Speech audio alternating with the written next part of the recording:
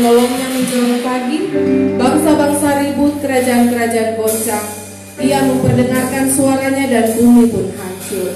Tuhan semesta alam menyertai kita, kota benteng kita ialah Allah yang kuat. Di dalam nama Bapa, Anak dan Roh Kudus, kami membuka dan mentabiskan ibadah raya pada hari ini. Yang siap memuji Tuhan bersama kita katakan Amin. Berikan sorak-sorai bagi Tuhan. Haleluya.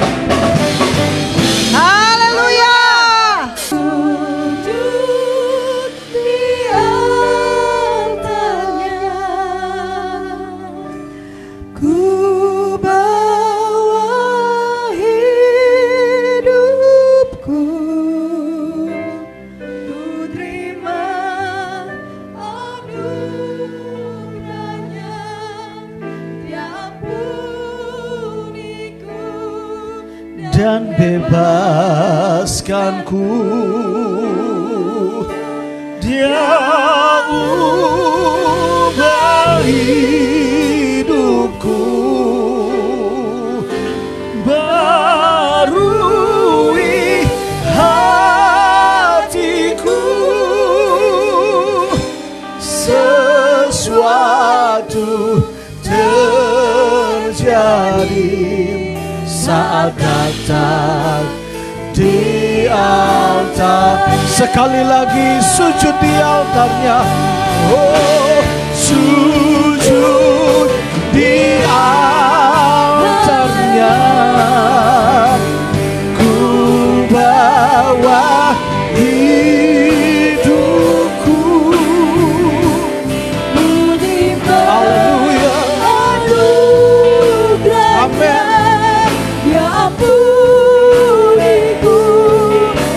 Bebaskanku, Dia ubah hidupku, barui hatiku, sesuatu terjadi saat datang di pemulihan terjadi, pemulihan kesembuhan terjadi, kesembuhan. Sekali lagi mujizat terjadi, mujizat terjadi.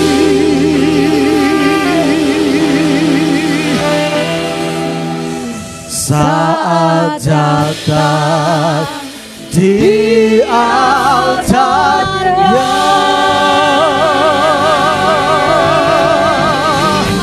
Haleluya. Berikan sorak-sorai bagi Allah kita.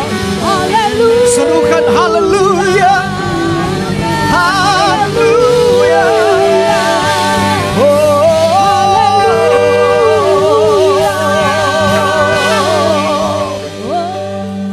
Kami percaya mujizat tetap terjadi dan masih terus berlangsung sampai hari ini. Ketika kami ada di altar Tuhan, apa yang tidak kami pikirkan Tuhan kerjakan bagi kami. Ketika kami sakit, kami disembuhkan di altar-Mu. Ada kekuatan yang baru. Sebab Engkau berkata dalam firman-Mu, orang yang menantikan Engkau akan mendapatkan kekuatan yang baru. Kami berlari dan tidak akan menjadi letih, berjalan dan tidak akan menjadi lelah. Sebab di dalam hadirat Tuhan kami menemukan kekuatan, kedamaian dan ketenangan. Karena itu berbicara lewat firman-Mu Roh Kudus di tengah-tengah kami. Apa yang hamba-Mu sampaikan biarlah ini boleh menjadi benih yang subur, boleh tertanam di setiap hati kami. Dan itu berakar, bertumbuh, berbuah dengan maksimal untuk kehormatan nama Tuhan. Di dalam nama Yesus kami berdoa. Setiap kita yang siap diberkati firman Tuhan, percaya bersama, katakan amin. Berikan sorak-sorai bagi Allah kita. Haleluya. Amin. Silakan duduk saudara. Shalom. Ada sukacita? Haleluya.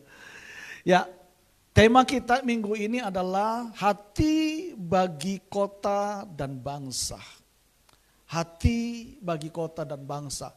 Tema kita sepanjang bulan ini adalah impact, bagaimana kita berdampak. Ya, kemarin kita sudah belajar untuk kita punya sikap hati yang loyal dan punya hati yang mau berkorban. Ya, loyalitas diperlukan dalam setiap kita.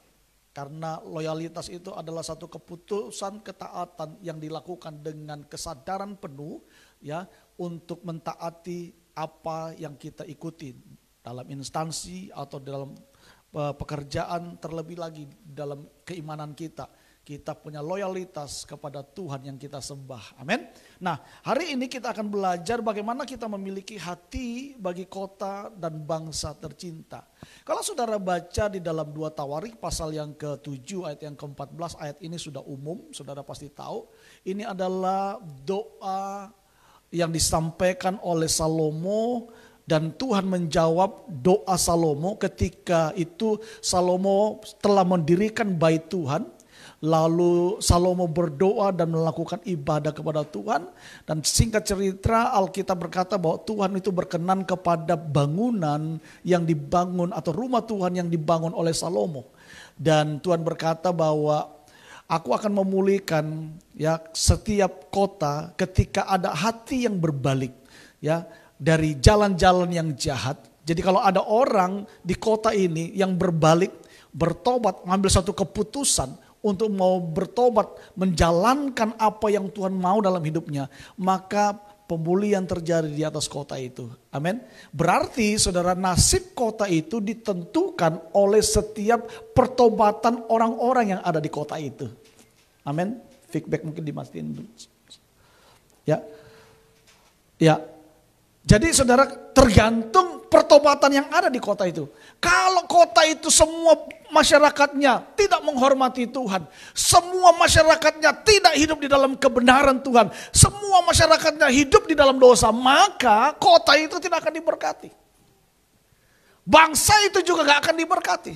Sebab itu kota dan bangsa diberkati tergantung masyarakatnya. Tergantung orang-orangnya.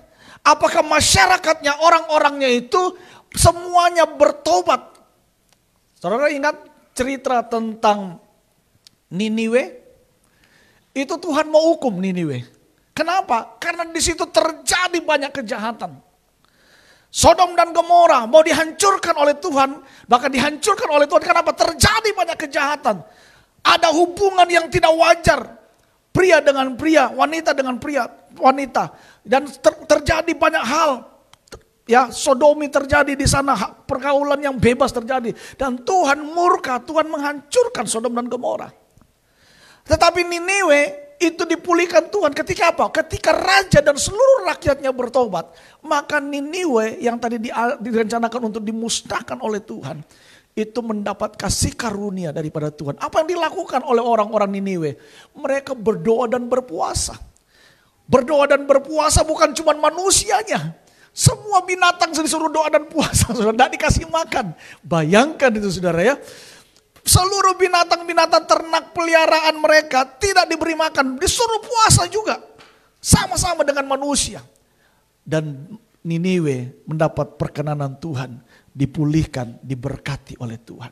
Saya percaya Indonesia akan diberkati Tuhan kalau ada orang-orang di bangsa ini yang cinta Tuhan. Amin. Dan itu adalah tanggung jawab kita sebagai anak-anak Tuhan. Kenapa bangsa ini masih tetap terpelihara? Kenapa kota ini masih tetap diberkati Tuhan? Karena ada orang-orang yang bertanggung jawab, yang punya hati untuk keselamatan bangsa ini, untuk keselamatan kota ini, dan berdoa bagi bangsa dan kota. Amin. Dan saya harap ini terus membakar hidup kita, supaya kita terus punya ambil bagian di dalam pelayanan buat kota dan bangsa yang kita cintai.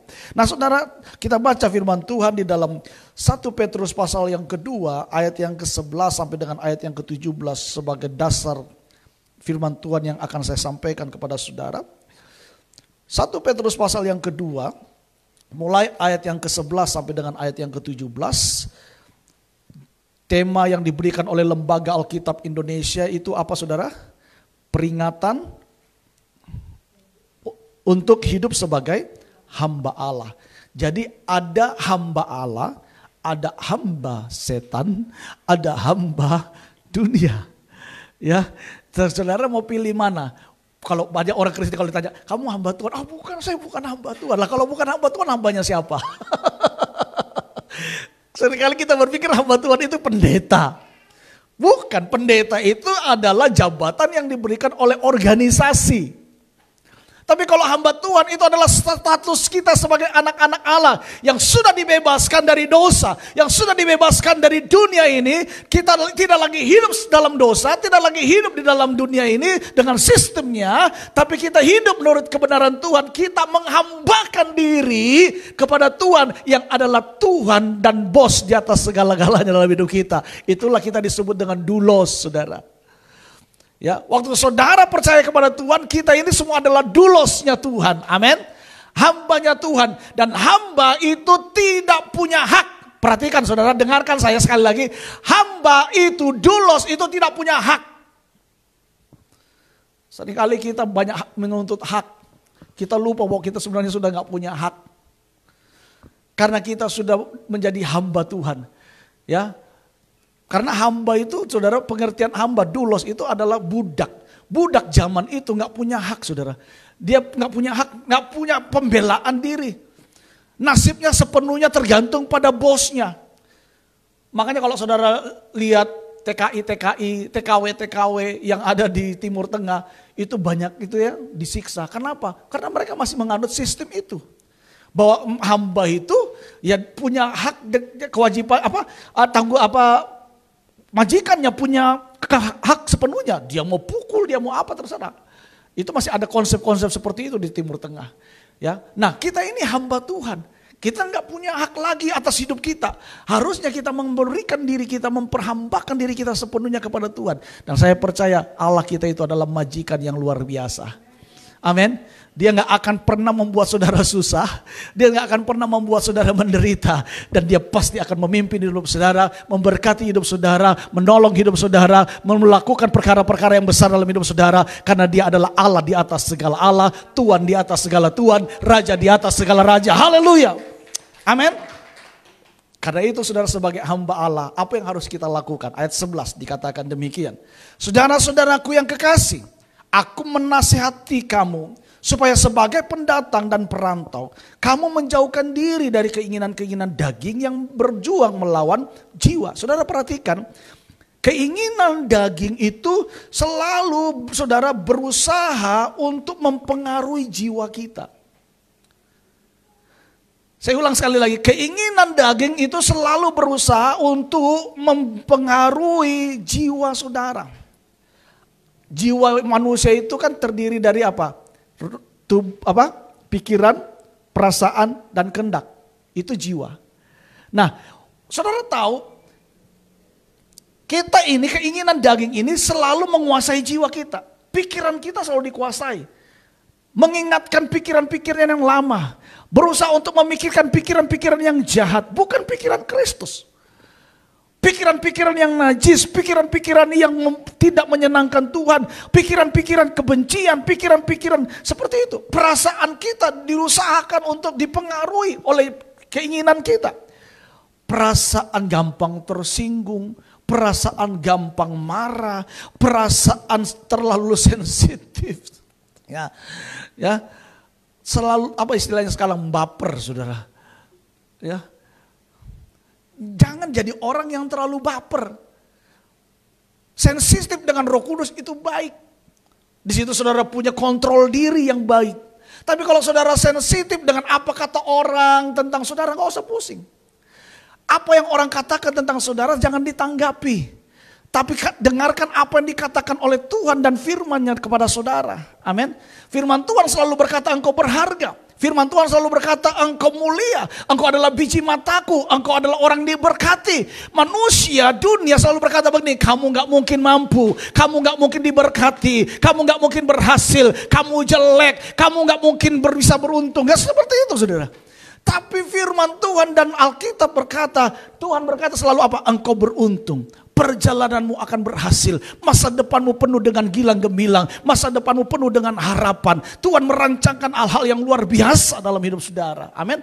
Itu yang harusnya kita dengar. Jangan dengar apa kata dunia. Nah, keinginan-keinginan dalam hidup kita, keinginan-keinginan daging ini saudara, selalu mempengaruhi jiwa kita, pikiran dan perasaan, bahkan kehendak kita. Dagingan selalu mau melakukan kehendak apa? Tentang daging.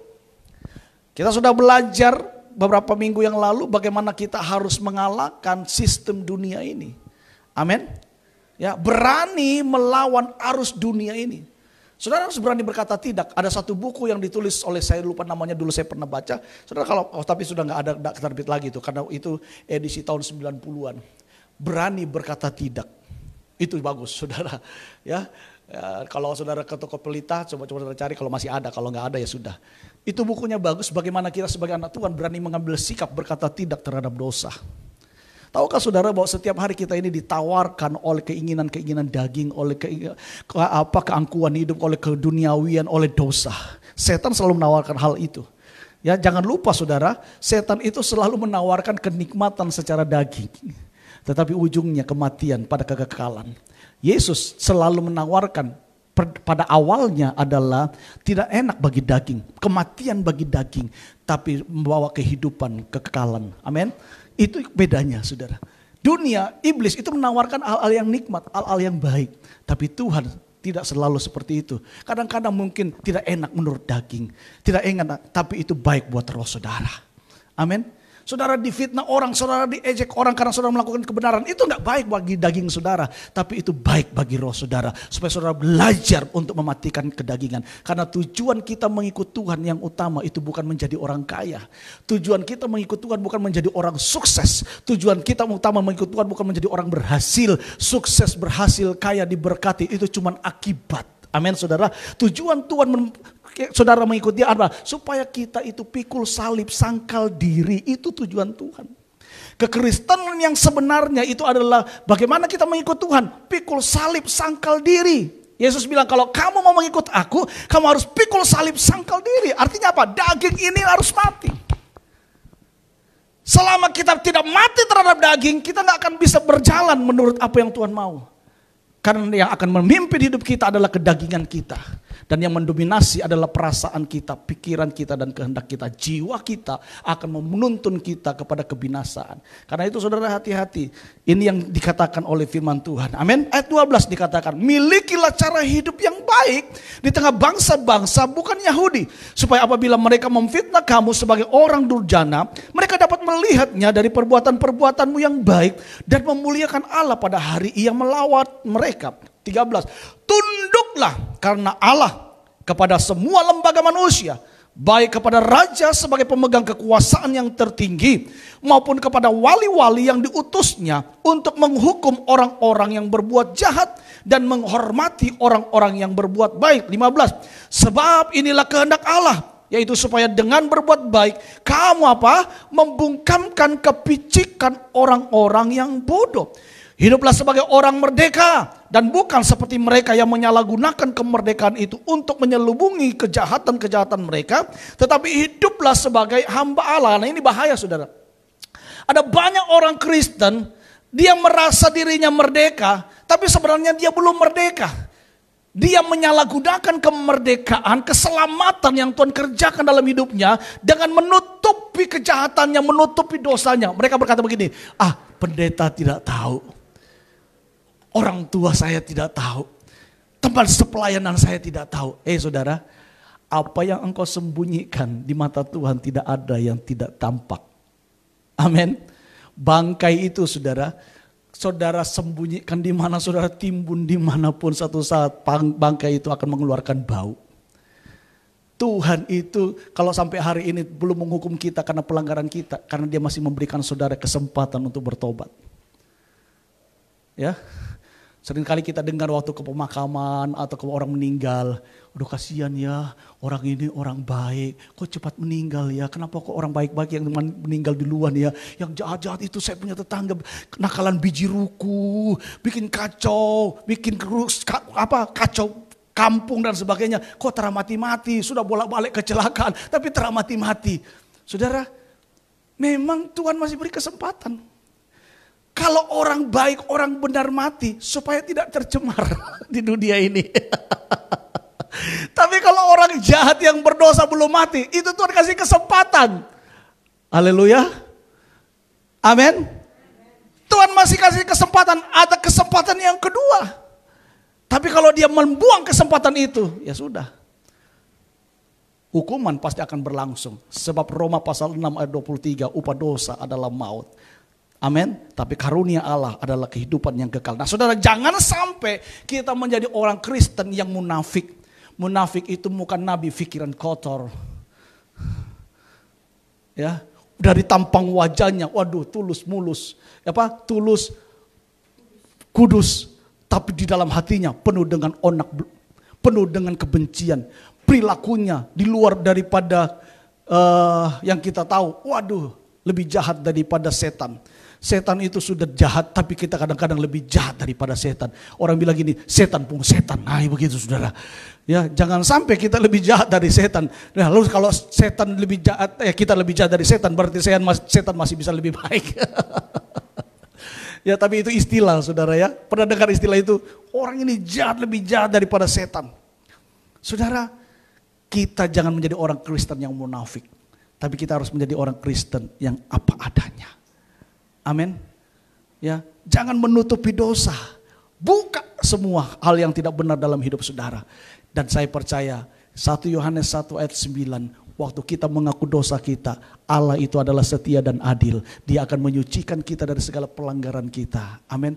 Tidak ada dosa yang tidak bisa diselesaikan oleh Tuhan. Dosa yang tidak bisa diampuni adalah dosa yang tidak diakui. Tapi dosa yang diakui pasti diampuni oleh Tuhan. Yesaya 1 ayat 18, walaupun dosa kita merah seperti kermisi, akan diputihkan seperti kain kesumba. Seperti apa? Bulu domba. Walaupun dosamu merah seperti kain kesumba, akan diputihkan seperti bulu seperti salju. Itu yang Tuhan janjikan. Amin. Saudara, kalau saudara baca di sana dikatakan marilah kita berperkara. Itu dikatakan dalam Yesaya 1 ayat 18. Marilah kita berperkara. Saudara, Tuhan gak pernah berperkara loh, ngajak kita berperkara. Gak pernah. Tapi tentang dosa Tuhan selalu bilang gini, mari kita berperkara. Tuhan gak pernah kompromi dengan dosa. Tuhan benci dengan dosa, tapi dia mengasihi orang yang berdosa. Waktu saudara mau datang kepada dia, dia buka hati, dia buka tangan, merangkul saudara. Ingat kisah Lukas pasal 15 tentang anak yang hilang. Waktu anak bungsu itu kembali kepada bapaknya, itu gambaran daripada Bapa surgawi. Saudara, apa yang dilakukan oleh Bapak ini? Bapak ini langsung meninggalkan rumah itu, langsung menyambut anaknya, merangkulnya, diberikan cincin, diberikan jubah. Jubah itu berbicara tentang identitas, cincin itu berbicara mengenai hak kepemilikan saudara.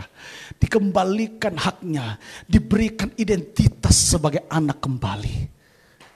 Luar biasa, itu kasih karunia Tuhan dalam hidup kita. Amin. Karena itu saudara, tinggalkan dosa, hidup dalam kebenaran, Tuhan akan memberkati saudara.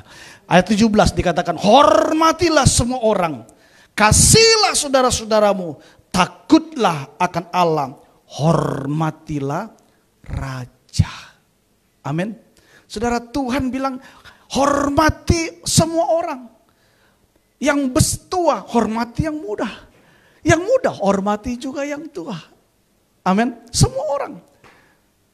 Bahkan kalau kita baca dalam Alkitab yang lain, di ayat yang lain dikatakan bahwa masing-masing kita berlomba-lomba saling memberi hormat. Saudara, apa yang saudara berikan kepada orang lain itu yang saudara tuai. Kalau saudara ingin dihormati oleh orang lain, hormati orang lain. Amin. Saudara ingin dihargai oleh orang lain, hargai orang lain. Saudara nggak akan dihormati, nggak akan dihargai kalau saudara nggak lakukan itu kepada orang lain. Sebab apa yang saudara berikan, itu yang akan saudara terima. Amin. Saudara menabur yang baik, saudara akan menuai yang baik. Nah saudaraku, apa yang harus kita lakukan dari apa yang kita baca ini, saudara? Terkait dengan tema kita, hati bagi kota dan bangsa tercinta.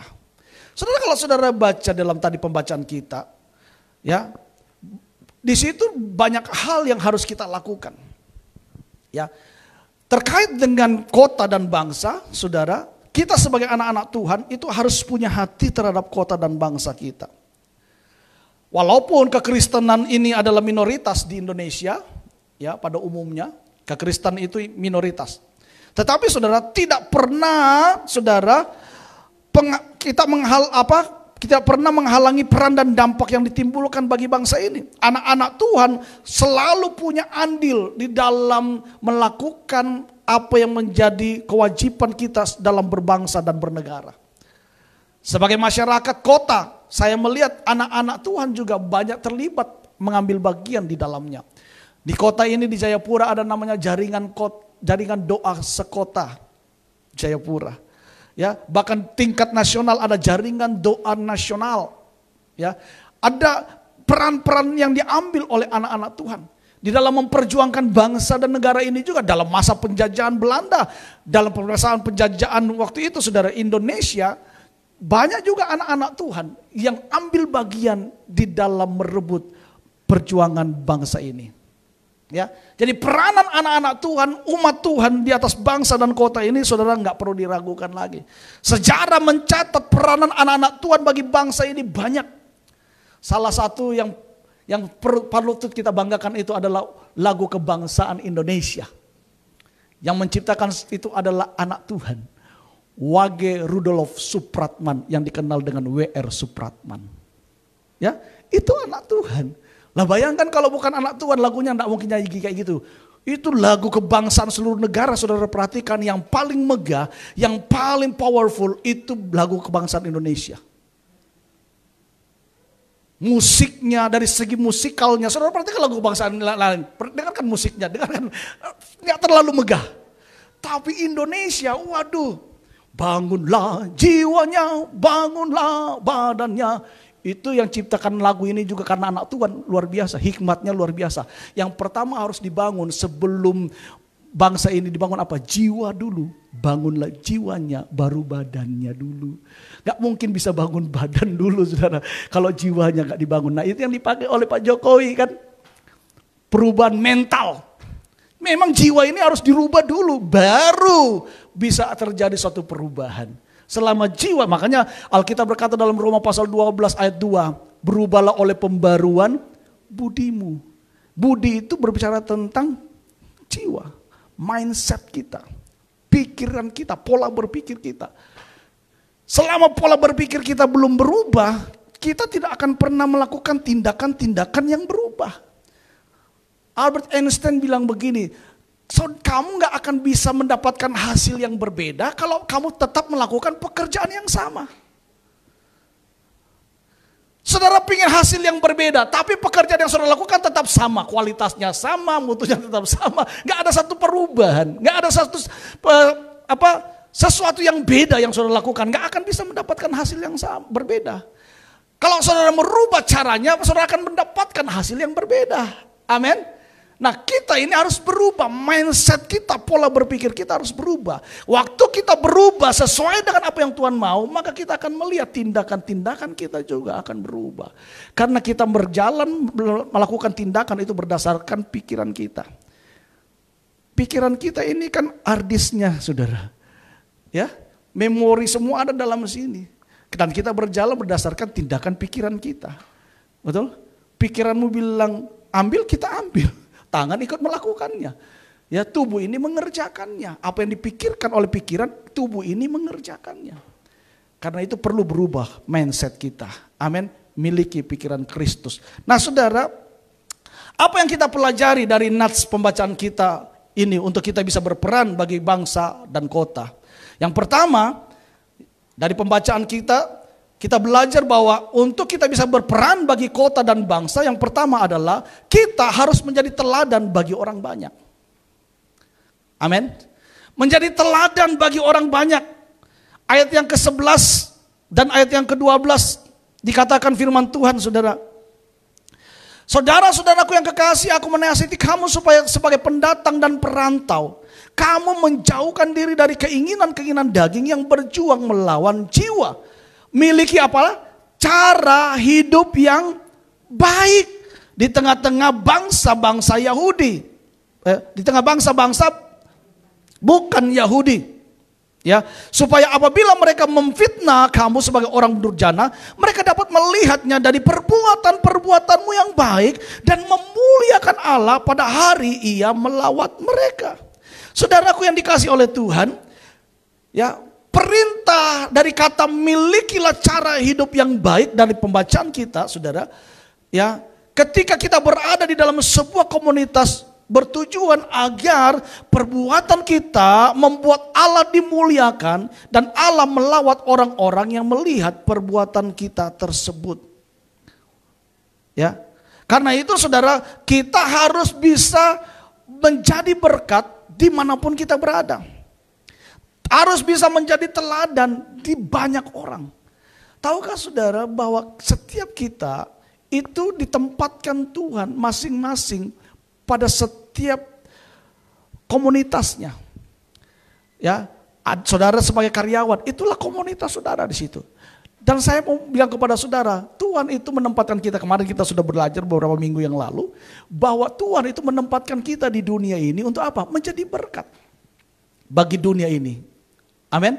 Ya, nah karena itu kita harus menjadi teladan untuk dunia di mana kita berada.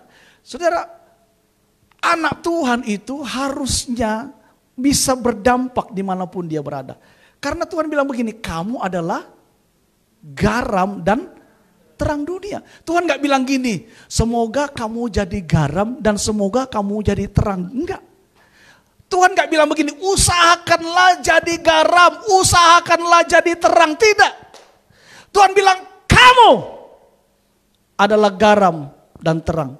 Artinya memang soal hidup saudara ini garam dan terang, bukan lagi diusahakan. Amin. Hidupmu harus menjadi garam. Garam itu fungsi utamanya apa? Mencegah kebusukan. Itu fungsi utama garam. Selain memberikan rasa dan sebagainya. Nah, anak Tuhan dia harus mencegah di mana ada kebobrokan, di mana ada kehancuran, di mana ada kerusakan. Anak Tuhan ada di situ untuk memulihkan yang rusak. Amin. Bukan malah bikin rusak yang suruh rusak. Atau bahkan yang tidak rusak jadi rusak. Bukan begitu. Dan harus terang, menjadi terang. Tuhan bilang, kamu adalah terang. Terang itu fungsinya apa? Menerangi yang gelap. Tahukah saudara, dunia ini penuh dengan kegelapan. Ya. Ini sayang masih siang ya, kalau sudah malam coba kita praktek kasih mati lampu ini. Ya, kalau saudara nggak biasa di ruangan ini, waktu saudara keluar, saudara akan nabrak sana nabrak sini. Betul? Ya, orang hidup dalam kegelapan itu nggak enak saudara, betul? Ya, nggak enak. Saudara mati lampu aja, ya waktu malam nggak enak. Gak enak, hidup dalam kegelapan itu gak enak saudara. Mau ngapa-ngapain gak bisa. Apalagi zaman sekarang, mau wifi-an, mau internet juga gak bisa kalau mati lampu. Ya, kecuali kalau saudara punya pulsa data. Tapi kalau saudara gak punya pulsa data, ngandalkan wifi, gigit jari saudara. Ya, dan itu saudara tahu, terang itu sangat menyenangkan. Ketika terang muncul, ada sukacita. Ketika terang muncul, ada gairah. Ketika terang muncul, ada sesuatu yang membuat kita bisa bernafas dengan lega. Begitu lampu mati 8 jam ya. V, belum menyala kemarin ya. Oh 8 jam ya. 8 jam mati lampu, kepanasan sudah. Tapi begitu lampu menyala, aduh ada kelegaan kayaknya. Waduh tenang ya. Apalagi anak-anak kecil saudara. Kalau anak-anak kecil, kalau dalam kegelapan pasti nangis. Tapi kalau terang, ore lampu menyala. Saudara bisa bayangkan ada sukacita di kota kita, di bangsa ini ketika saudara sebagai terang menerangi kota ini, menerangi bangsa ini. Amin. Haleluya. Tapi saudara, ada banyak anak Tuhan, dia sebenarnya terang, tapi waktu dia dalam kegelapan, dia kasih mati dia punya terang. Ya, dia kasih mati dia pun terang. Supaya apa? Enggak enak. Kalau enggak kompromi, kayak enggak lah, teman lama. Ya sudahlah sedikit-sedikit terpapa. Ya ipar siram.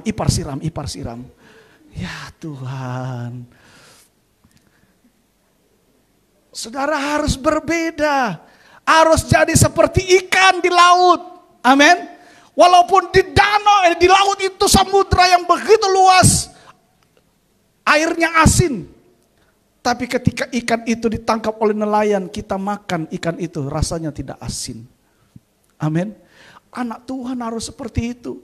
Sekalipun di tengah dunia ini, dengan sistem dunia yang jahat, berusaha untuk menjatuhkan anak-anak Tuhan. Tapi kalau kita anak Tuhan, kita harus tetap jadi terang. Amin. Jangan terpengaruh dengan dunia dan sistem ini. Jangan terpujuk oleh teman. Berani berkata tidak. Ya sudah terpapa ya. Ya sudah sekali sudah ya. Besok saya terbikin lagi. Bikin hari ini. Besok saudara pasti akan dibilang lagi. Oh ya sudah terpapa. Sudah akan lama-lama saudara terjerat dalam keadaan seperti yang mereka lakukan. Karena itu lebih baik saudara berani berkata tidak.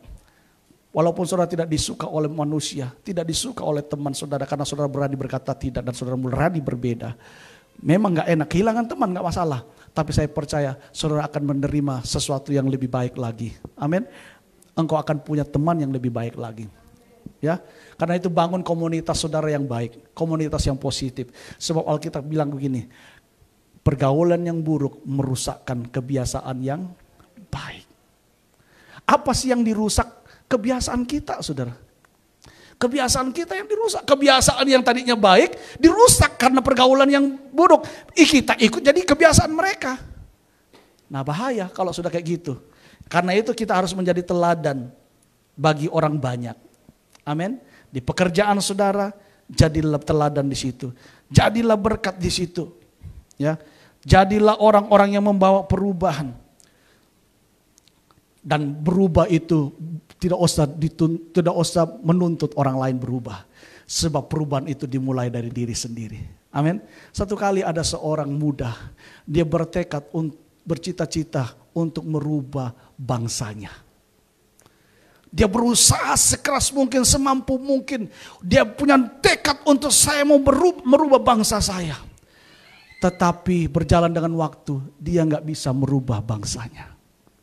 Kemudian dia menurunkan keinginannya, mungkin saya bisa merubah kota saya. Dia berusaha dengan sekuat tenaganya, kemampuannya, tapi juga tidak bisa merubah kotanya. Dalam keadaan sejalan dengan waktu saudara, semua tenaganya, semua umurnya mulai bertambah, tenaganya semakin berkurang dan dia mulai berada di tempat perbaringan. Dia berkata begini, kalau seandainya dulu saya bisa merubah hidup saya sendiri, mungkin lewat hidup saya yang berubah, saya bisa mengubah kota saya. Bahkan mungkin saya bisa mengubah bangsa saya. Karena itu saudara, perubahan itu bukan dari luar, perubahan itu dari sini. Amin. Hidupmu yang berubah akan mengubah orang lain. Suami yang berubah akan mengubah istri dan anak-anaknya. Istri yang berubah akan mengubah suami dan anak-anaknya. Anak yang berubah akan mengubah orang tuanya. Orang tua yang berubah akan mengubah anak-anaknya. Amin. Jangan pernah tuntut kamu harus berubah sementara saya tidak berubah. Itu namanya kita cuman marah-marahin orang, tapi kita sendiri tidak mau berubah. Kita tunjuk orang lihat orang gajah di depan balok di depan matanya orang, tapi jarum di depan mata orang, balok di depan mata sendiri kita tidak lihat. Kan begitu saudara ya. Padahal perbuatan kita lebih jahat dari orang lain, kita nggak perhatikan. Kita nggak berubah, selalu merasa diri benar. Jangan sampai saudara, kita harus menjadi teladan. Amin. Nah karena apa? Karena keteladanan kita itu akan berbicara banyak di tengah-tengah dunia, melebihi teori-teori yang bisa kita bangun. Amin. Charles Givini, seorang misioneri almarhum, seorang bapak misioneri, saudara, banyak menulis buku-buku, ya. Dia berkata begini, kita tidak dapat meyakinkan seseorang kecuali kalau kita hidup di dalamnya. Saya ulang sekali lagi, kita tidak dapat meyakinkan seseorang kecuali kita hidup di dalamnya. Artinya gini, kalau saudara cuma NATO, no action, talk only, gak akan berubah itu orang lain. Kalau saudara hidup seperti yang saudara katakan, maka kehidupanmu itu yang akan mengubah orang lain. Amin. Paulus berkata begini, ikutilah teladanku. Berani loh saudara. Tapi kalau kita sekarang begini, ya jangan lihat saya lah, saya juga manusia. Kenapa kita ngomong kayak gitu? Karena kita gak mau berubah. Intinya kan di situ. Betul gak? Udah jangan lihat saya lah, kan pendeta juga manusia. Ya, saya juga manusia. Kalau saudara ngasih ngomong gitu, berarti saudara gak mau berubah. Paulus bilang begini, ikutilah teladanku, sebagaimana aku mengikuti teladan Kristus. Bahkan Yesus bilang, ikutilah teladanku. Amin. Orang Kristen itu harusnya berani memberikan, orang lain berkata begini, ikut teladanku. Kenapa? Karena di dalam hidupku ada sesuatu yang berubah. Di dalam diriku ada sesuatu yang baru, yang kau tidak akan dapatkan dimanapun kecuali dalam hidupku. Karena Kristus yang ada dalam hidupku. Amin. Kristus itu yang mengubah hidup kita. Karena itu saudara jangan jadi Kristen NATO, jadilah Kristen yang action. Amin. Haleluya. Jangan jadi orang Kristen yang tergerak tapi tidak bergerak. Oh saya tergerak untuk mau melakukan ini, tapi tak bergerak-bergerak. Saya tergerak untuk memberi buat pekerjaan Tuhan, tapi tak bergerak-bergerak. Ya, ada banyak kan orang gitu tergerak, tapi tidak bergerak. Saudara kita harus tergerak, didorong oleh dorongan Roh Kudus, dan kita melakukan tindakan dengan sesuai dengan tuntunan Roh Kudus dalam hidup kita. Amin. Karena itu saudara, itu yang pertama yang harus kita lakukan untuk kita bisa menjadi menjadi berkat buat kota dan bangsa kita. Menjadi teladan di tengah-tengah orang banyak. Amin. Menjadi teladan bagi orang banyak. Dimanapun saudara ditempatkan, jadilah garam dan terang Tuhan di sana. Yang memberikan rasa aman, memberikan ketenangan, menyinari mereka dengan kasih Tuhan. Yang kedua saudara, apa yang kita pelajari dari apa yang kita baca hari ini. Yang kedua adalah kita belajar taat pada otoritas.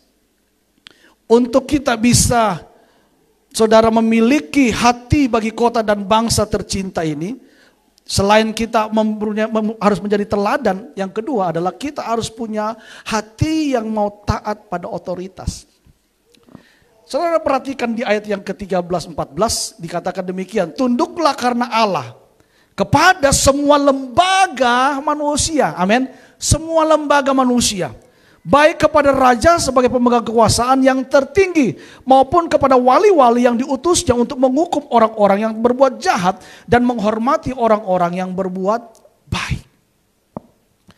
Saudara, Tuhan bilang tunduk bukan karena manusia tapi karena Allah. Tunduk, taat pada otoritas. Nah, di dalam dunia ini ada beberapa otoritas yang harus kita taati. Yang pertama itu adalah namanya pemerintah. Di dalam berbangsa dan bernegara ada pemerintah yang harus kita taatan. Itu otoritas. Amin. Ya, itu otoritas yang pertama, pemerintah. Yang kedua, gereja. Di dalam gereja lokal di mana saudara beribadah ada namanya gembala di situ. Pemimpin rohani. Saudara harus taat dan tunduk pada otoritas gembala. Amin. Saya harus ajarkan ini supaya saudara diberkati Tuhan juga. Bukan karena untuk menyenangkan saya sebagai leader di sini, sebagai pemimpin, tidak. Tetapi supaya saudara juga diberkati. Karena di balik ketaatan saudara, di balik saudara taat pada otoritas, ada berkat yang Tuhan sediakan dalam hidup saudara. Amin. Ya, itu. Kalau berbicara tentang keluarga, ada otoritas juga yang harus ditaati. Otoritas di dalam keluarga itu adalah suami. Amin. Karena itu istri jangan pernah mengambil posisi suamimu. Suami tetap suami. Pak, suami saya gak bisa apa-apa pak. Kalau dia gak bisa apa-apa, ajarin dia sampai dia bisa. Dan tempatkan dia pada posisi yang benar. Sebab ketika posisinya terbalik, kau tidak akan mengalami berkat Tuhan. Kadang-kadang kita ini menyimpan ayat yang bukan menjadi bagian kita. Alkitab bilang begini, hai istri-istri tunduklah pada suamimu. Lalu suami, hai suami-suami kasihilah istrimu. Itu kan ayatnya kan sudah jelas tuh. Suami tugasnya apa? Mengasihi istri. Istri tugasnya apa? Tunduk pada suami. Tapi kadang-kadang kita salah mengingat ayat dan salah menggunakan ayat. Yang perempuan yang dia pegang ayatnya apa? Hai suami-suami kasihilah istrimu. Yang laki-laki, yang suami, yang pegang ayatnya dia apa? Hai istri tunduklah pada suamimu. Jadi waktu bertengkar dia bilang gini, hei suami, yang istri bilang, firman Tuhan bilang kasih istrimu. Itu yang kita ingat, itu yang kita selalu lakukan. Tapi kita lupa bagian istri apa? Tunduk. Suami juga gitu, kamu gak tunduk pada aku sebagai suami. Itu ayatnya untuk istri. Tapi itu yang kita ingat, itu yang kita lakukan. Terbalik. Coba suami lakukan ayatnya. Apa ayat itu? Katakan kasihilah istrimu. Udah, lakukan aja itu. Tugasmu mengasihi istri. Dia lagi menyebalkan, lagi nggak buat saya senang. Tetap mengasihi istri. Waduh, kadang-kadang perasaannya kopi gak dibuatin. Ya sudah rasanya mau sarapan, belum ada kopi, belum ada apa. Tetap kasih istri. Itu tugas, itu perintah. Jangan bilang gini, hei istri-istri. Tunduklah pada suami. Itu tugasnya istri. Tugasmu cuma apa? Ngasihi. Amin. Mengasihi dia. Mengasihi dengan kasih Tuhan. Tugas istri apa? Tunduk. Lakukan aja itu ayatnya. Apapun yang dilakukan oleh suami, tunduk. Apa yang dikatakan oleh suami, belajar tunduk. Usul, Pak, kalau bisa begini-gini. Tidak diterima, tunduk. Amin. Jangan ditanduk.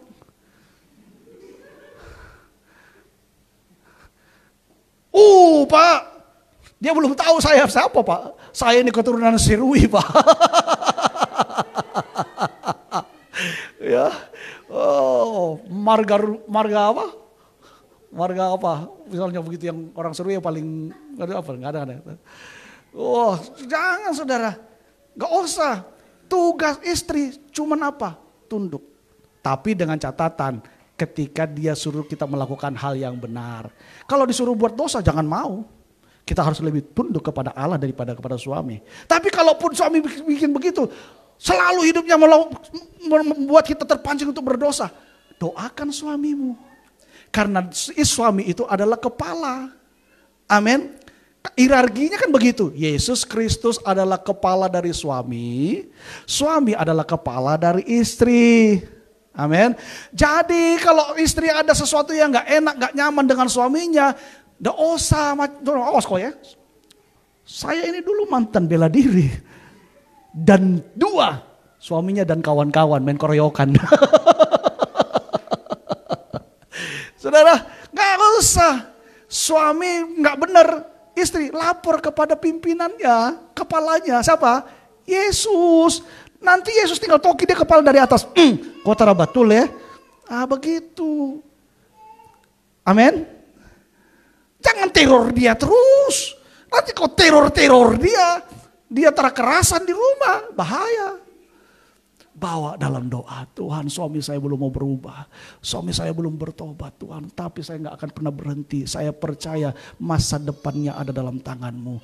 Kehidupannya ada dalam tanganmu. Sampaikan kepada Tuhan sang kepala. Amin. Biar nanti Tuhan yang pelukul dia. Tuhan yang toki dia kepala itu saudara ya. Dan kalau Tuhan yang berperkara dengan dia, tidak ada satupun manusia yang bisa menghalangi pekerjaan Tuhan. Amin. Haleluya. Amin. Amin. Suami-suami kayaknya diem nih.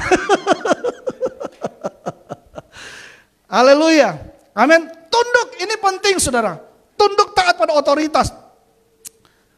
Ya. Pemerintah ini perlu kita taati. Ada pemerintah daerah. Nah, saudara di dalam tunduk taat pada otoritas, kalau saudara mau jadi berkat bagi kota, ya taatlah pada aturan yang ada. Amin. Ya, taati. Kalau misalnya berkendaraan, harus punya SIM baru bisa bawa kendaraan. Ya tunggu punya SIM baru bisa bawa kendaraan.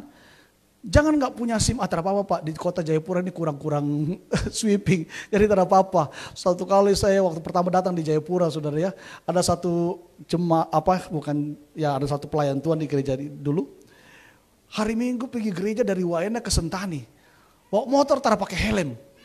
Saya tegur dia, kok kenapa bawa motor jauh begini tidak pakai helm?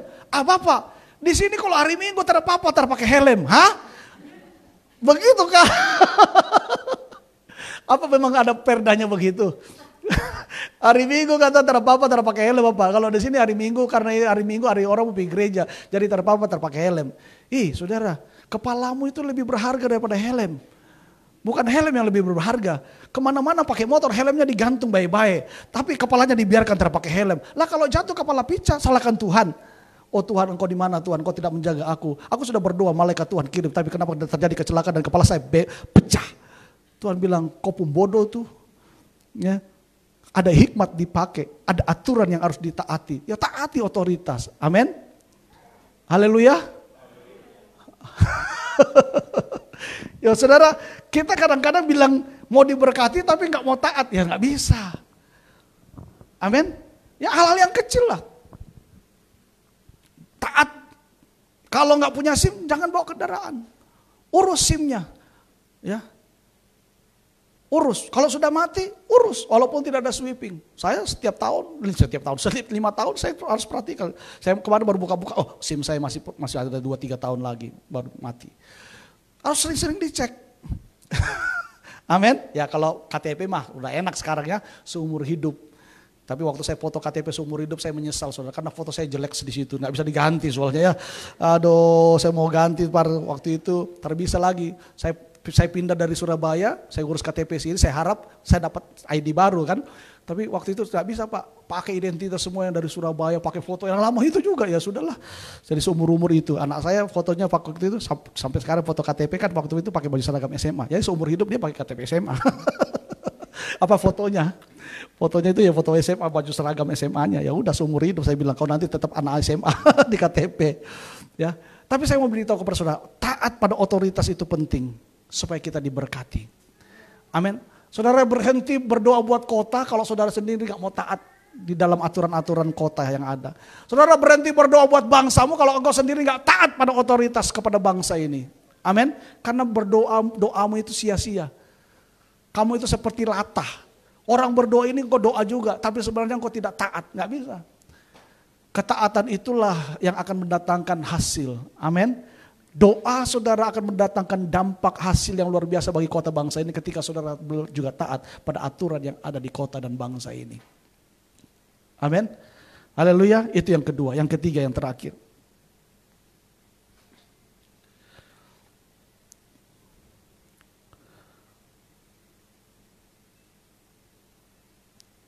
Yang ketiga, yang terakhir adalah bagaimana kita bisa menjadi berkat buat kota dan bangsa ini. Yang ketiga adalah kita perlu melakukan tindakan kasih. Amin. Ayat 17 dikatakan firman Tuhan. Hormatilah semua orang, ya, semua orang siapapun itu. Lalu apa? Kasihilah saudara-saudaramu. Takutlah akan Allah, hormatilah raja. Kasihilah saudara-saudaramu. Ini penting saudara. Puji Tuhan kita diminta dari penjara. Kemarin rutin kita melayani di penjara setiap bulan ya. Setelah masa pandemik ini sebelumnya kita sudah memang pelayanan di sana. Bawa alat musik full, kita berbagi sesuatu buat teman-teman yang ada di sana, yang dia ada di lapas ya. Dan bulan kemarin itu kita ditelepon langsung untuk diminta setiap bulan kembali ngisi, ya puji Tuhan saudara ya. Ya kemarin kita ke sana kita bawa sabun mandi, bawa odol gigi, bawa sikat gigi dan makanan ringan sama minuman ya. Nah bulan depan kita akan terus karena kita akan rutin ke sana ya, kita mulai berpikir lagi apa yang akan kita buat di sana supaya bermanfaat buat mereka. Ya, nama pelayanan kita itu kalau pelayanan keluar namanya Tinta. Tinta itu tindakan nyata. Jadi Tinta KWFC, tindakan nyata daripada gereja kita. Ya, jadi kita di sini bukan cuma sekedar ngomong, tapi kita berusaha untuk menjadi berkat, bertindak. Walaupun gereja kita belum terlalu bagaimana, masih baru mulai, karena kita baru mulai kemarin perdana bulan Maret, saudara ya. Tapi saya berdoa supaya kota kita diberkati dengan kehadiran gereja kita. Amin. Nah, saudara harus punya hati ini. Saudara harus punya hati untuk mengasihi kota ini. Dengan apa? Tindakan kasih. Saya berpikir untuk Natal Desember ini, saya pikir kita nggak usah lah bikin acara Natal megah-megah karena kita nggak punya tempat. Kita bikin Natal di sini, kalau kita undang orang juga nggak muat, saudara. Ini kapasitasnya cuma 80 kalau full semua, kalau nggak dijarak-jarakin ya, saudara. Ini bisa 80 maksimal sudah sesak. Ya, tapi kita pasti akan sewa tempat lain. Tapi kalau itu kan biaya lagi, saudara ya. Makan lagi, taruhlah kita undang misalnya berapa orang, 150 atau 200 orang. Satu kepala 35.000 dikali 200 berapa? 70 juta kurang lebih. Ya, 70 juta. Uang itu kita bisa pakai untuk misalnya memberkati kota ini kepada orang-orang di satu kampung mana misalnya kita kunjungi. Jadi Natal kita akan melakukan KFC, tindakan nyata, apa kita berkunjung. Entah itu nggak usah ke panti asuhan. Kalau Desember panti asuhan itu sudah banyak yang sumbang, saudara ya. Ya, panti asuhan itu kalau Natal, Lebaran, wah hari-hari besar itu banyak itu. Dari instansi mana, pemerintah itu sudah nyumbang. Kita pergi ke kampung-kampung mana, bawa beras, ya, bawa gula, bawa minyak, yang bisa menolong mereka mungkin untuk 1 minggu, ya toh, ya, bisa menolong mereka mungkin berapa hari, dan mereka bisa mengalami kebaikan-kebaikan Tuhan lewat hidup kita yang sudah dirubah oleh Tuhan. Amin. Ya, karena itu nanti Desember kita akan mungkin melakukan ini. Jadi Natal kita langsung kepada tindakan nyata. Kita tidak bikin celebrate. Yesus datang ke dunia ini kan tujuannya apa? Menjadi manusia, langsung terjun ke masyarakat. Amin. Ya, kita merayakan kelahiran Yesus ya seperti Yesus datang ke daerah-daerah, terjun ke masyarakat. Saya lagi berusaha untuk mendekatkan, membangun hubungan juga supaya kita ada bawa tim medis. Jadi kita bisa langsung kesehatan, bagi obat kesehatan dan periksa kesehatan, langsung bagi sembako.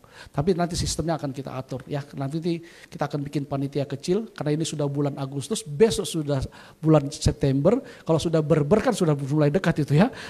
September, Oktober, November, Desember ya, udah itu udah dekat Natal, saudara ya. Jadi kita perlu mempersiapkan diri. Jadi perlu ada tindakan kasih. Amin. Nah, gereja ini saya berdoa supaya gereja ini sebenarnya bisa, saudara doakan ya. Karena saya buat pelayanan ini bukan untuk kemegahan kita, tetapi kita mau berdampak. Saya setiap hari berdoa supaya Tuhan kasih kita tanah. Ya, uangnya di mana? Belum ada uangnya. Tapi kita berdoa dulu. Tuhan buat mujizat, minta tanah yang strategis. Kenapa? Saya punya tujuan itu yang Tuhan taruh. Kita harus membangun sumber daya manusia. Lewat apa? Pendidikan, sekolah. Mungkin melalui PAUD dulu kah atau apa, terserah lah cara Tuhan. Kita buat pendidikan dan saya ada rencana untuk membangun Kingdom Center. Di situ nanti ada pelatihan-pelatihan orang-orang secara musik gereja dan juga ada pelatihan-pelatihan untuk misi. Jadi mereka yang dari daerah-daerah kita datangkan, kita bina selama 3-6 bulan, kita muridkan dia, undang orang-orang, lalu diajar juga keterampilan supaya mereka dilempar ke daerah mereka bisa hidup. Nanti beberapa bulan kemudian dari mereka kembali lagi, diajar lagi, diisi lagi, dilempar lagi ke daerah mana. Karena saya percaya orang yang ada di daerah itu, mereka lah yang mengerti daerah itu. Amin. Ya, jangan panggil orang dari luar untuk datang ke daerah itu. Kita ambil anak-anak dari situ untuk kita lengkapi, kita bekali supaya dia kembali ke daerah itu, dia bangun daerah itu, dia berkati daerah itu, dia menangkan daerah itu. Amin. Itu yang menjadi doa saya, saudara. Ya, ini visinya. Wah, Pak, terlalu muluk-muluk, terserah. Tapi itu yang Tuhan taruh di hati saya. Ya, dan saya lagi berdoa karena memang ini enggak mudah. Ini perlu kesehatian kita semua. Amin. Saya mau beritahu kepada saudara bahwa gereja ini bukan milik pribadi. Gereja ini milik kita bersama. Amin. Mari kita rawat, mari kita bangun bersama-sama. Kita harus tinggalkan legacy untuk anak-anak kita. Saudara kita ini semua hidup gak tahu berapa lama toh. Tapi sebelum Tuhan panggil kita, mari kita buat sesuatu buat kota kita. Kita tinggalkan legacy untuk anak-anak kita. Satu saat saya nggak ada, tapi ada anak-anak kita yang akan meneruskan. Satu saat saudara nggak ada anak-anak kita yang akan terus melakukan pekerjaan Tuhan di kota ini melalui wadah yang Tuhan percayakan ini. Amin. Ya, karena itu saudara tangkap ini, doakan, gumulkan sama-sama supaya ini bisa kita kerjakan untuk kemuliaan nama Tuhan, bukan untuk manusia. Ya, nah saudara, tindakan kasih ini harus dilakukan oleh setiap anak-anak Tuhan. Ya, cara untuk mengasihi bangsa kota ini adalah dengan melakukan tindakan kasih yang nyata melalui kerjasama dan sebagainya. Ya, baik dengan pemerintah, dengan swasta, langkah-langkah sederhana dan sebagainya, ya, dengan masyarakat di sekitarnya itu perlu dilakukan. Ya. Supaya apa? Kita bisa berdampak menjadi berkat bagi kota kita. Haleluya. Ya. Dulu saya di Surabaya kita ada memberi pendidikan biaya anak asuh bagi orang-orang yang tidak mampu.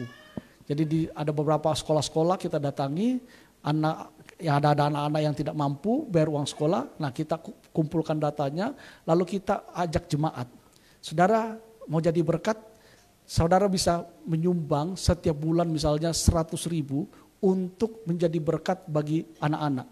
Jadi bayar SPP mereka 1 bulan misalnya 30.000. Nah 100.000 itu saudara bisa membiayai anak sekolah 3 orang. Gitu. Ada yang gak mampu, mulai dari komunitas sel.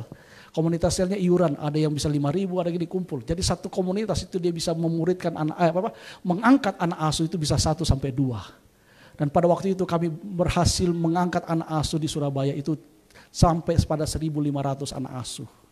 Waktu itu gereja masih kecil, saudara. Baru sekitar 100-an orang, 150 orang. Tapi kita bisa mengangkat anak asuh 1.500 anak.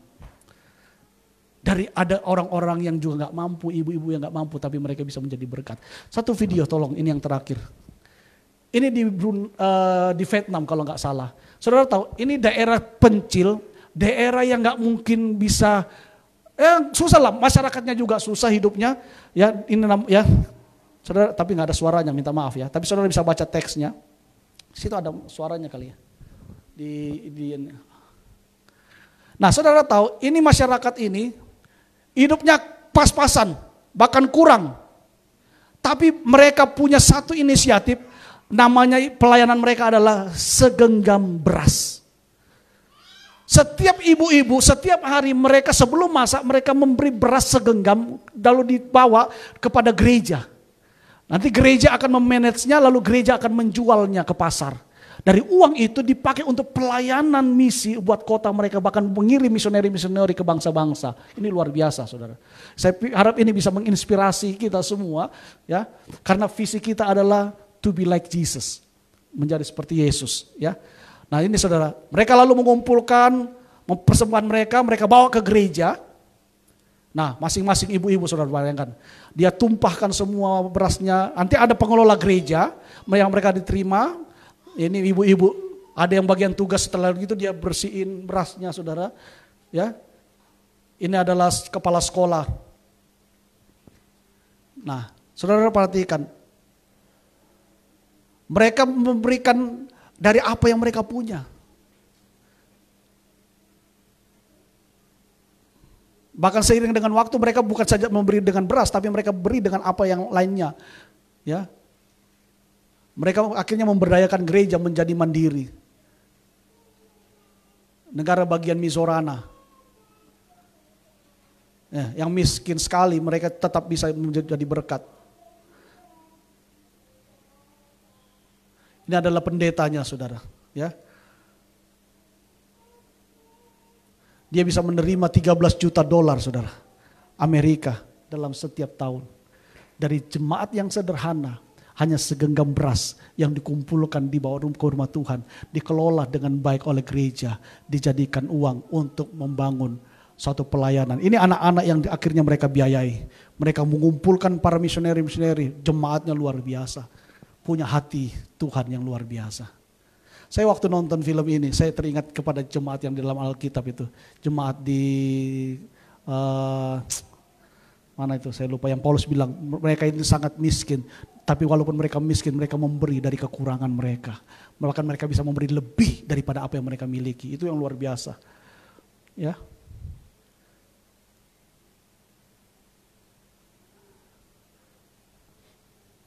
Ibu-ibu sederhana, saudara, petani, ya.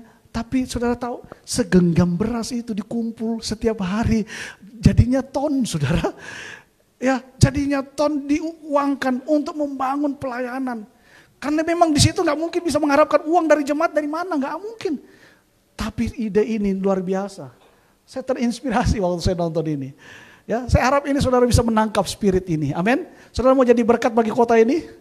Amin. Mau jadi berkat bagi bangsa ini? Berikan apa yang ada padamu. Tuhan gak pernah nuntut apa yang tidak ada.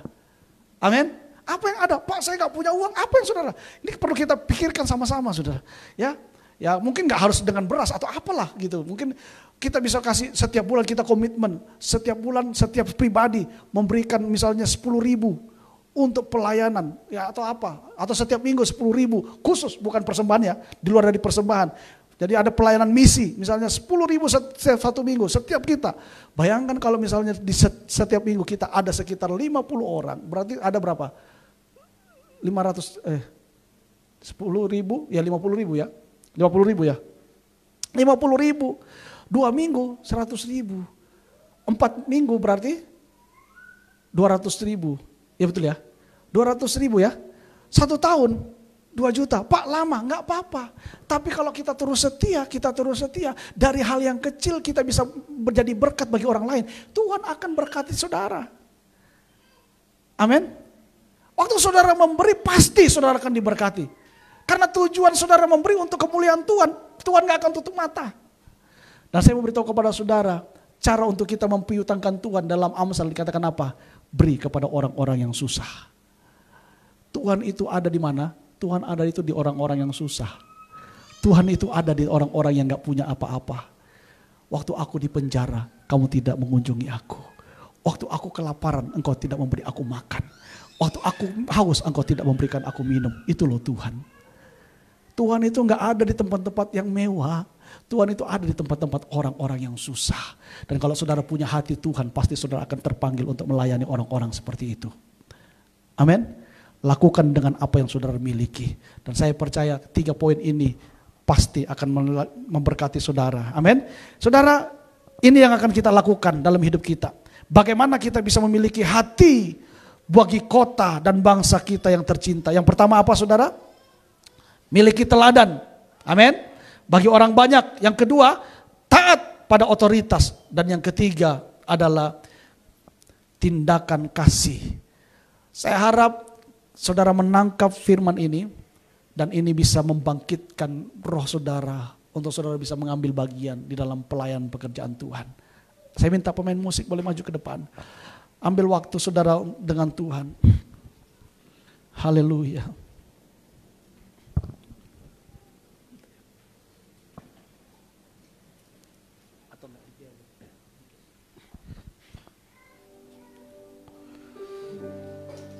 Haleluya.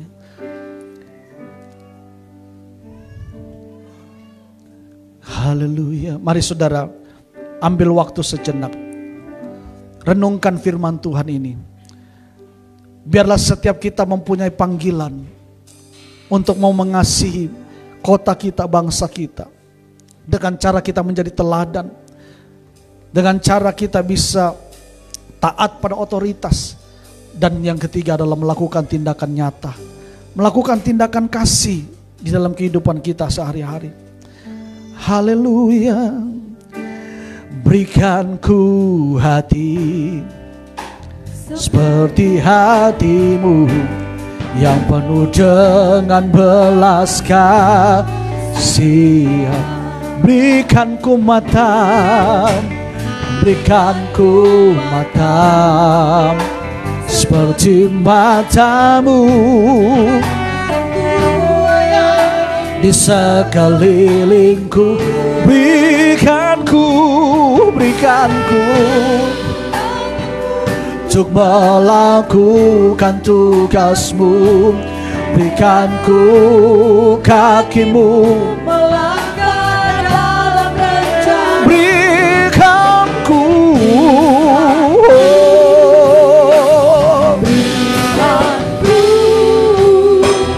berikan ku hatimu.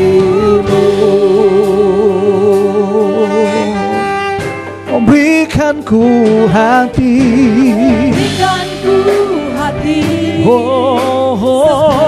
hatimu yang penuh dengan belas kasihan. Berikan ku mata seperti matamu memandang Tuhan di sekelilingku. Berikan ku tanganmu Untuk melakukan tugasmu. Amin. Berikan ku kakimu Melangkah dalam rencanamu.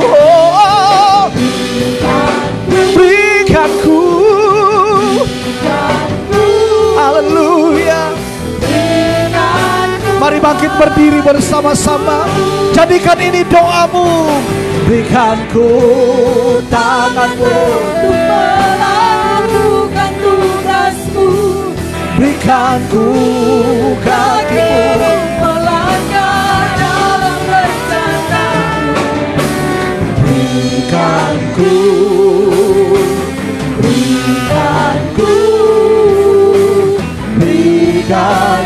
hati. Jemaat saja katakan berikanku. Jadikan ini doamu. Katakan Tuhan ini aku. Jadikan aku berkat bagi kota dan bangsaku. Haleluya. Berikanku.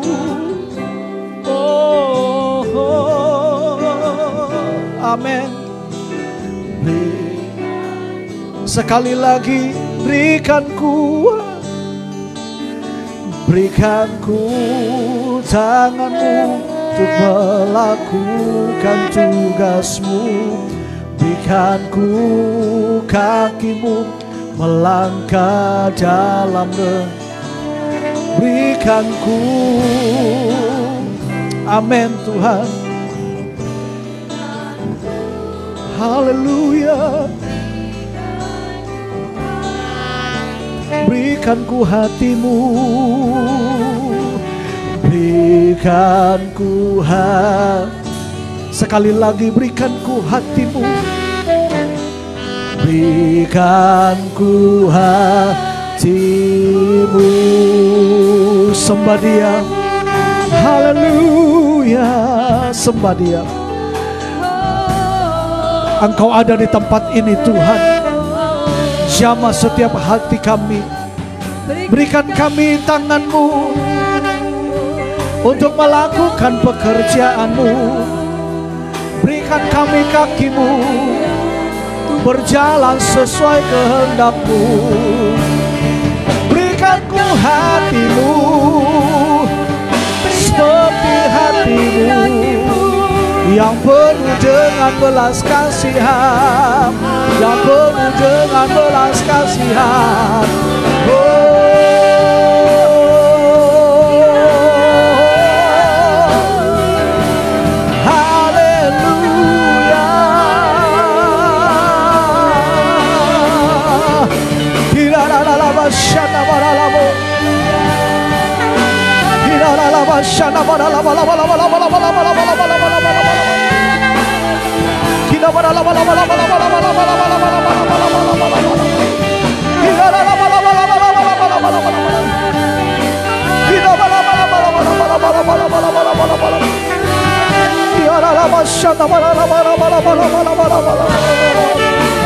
Haleluya.